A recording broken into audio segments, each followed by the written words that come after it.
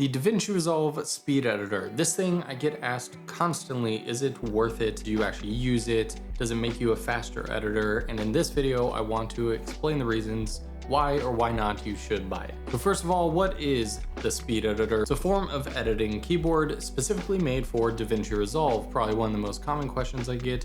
Can I use it in any other program? And the answer, unfortunately, is no. Unlike something like the Torbox Neo, which is made by Torbox, and you can map it to basically any single program on your computer, the Speed Editor is specifically linked to DaVinci Resolve. When you close DaVinci, basically turns off. When you open DaVinci, it turns on. If anyone has a fancy way of hacking that and bypassing that and using it in other programs, please leave a comment below. We would all love to hear from you. In terms of build quality, it's pretty good. The top part is plastic. I thought it was going to be metal, to be honest, but it's got a good weight to it, so that way it stays on the desk. It's not going to slide around. It's got some grippy feet on the bottom, and it's all powered by a single USB Type-C port, but it actually does have an internal battery, so you can use it over Bluetooth and completely wirelessly if you so choose. Now, the big recommendation of should you buy this or is it useful really comes down to how you edit.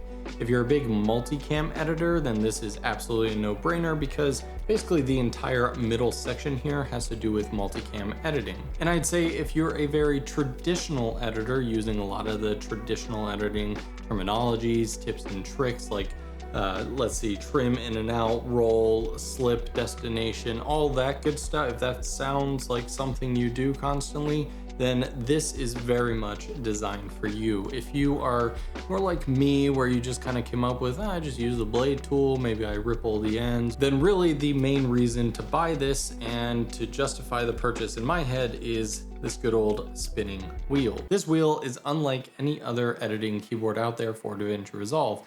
Most of those other wheels, all they are doing is literally every time you turn a degree, it is just doing the right or left arrow shortcut. That's kind of how it works. What that means is you can't really change the smoothness or the speed in which you scroll around your timeline. However, with the Speed Editor, you can choose between shuttle, jog, and scroll. So if you choose scroll and I do something like this, it's going to whip around the timeline super fast. But if I hit the jog and then I turn the wheel, it's going to be nice, smooth, and slow, and I can be really precise with where the playhead goes. For me, this is the biggest thing that I use the Speed Editor for. Probably 80 to 90% of what I am using the Speed Editor for is just the scroll wheel. Now, there are other common buttons that I use on here: the split, the ripple delete, the snap, in, out, of course, the playback with the space bar. And if you primarily use the cut page, then you will really benefit from the Speed Editor, as well as a lot of the smart kind of B-roll selections like smart inserts and insert on top are all baked into some of these buttons, as well as being able to quickly change between your source and your timeline viewer. At the time of this recording and at the time of this video going up, you can buy a Speed Editor bundle with DaVinci Resolve 17 Studio for $395. So if you were just planning on buying Studio, if you look at it, basically for $100 extra,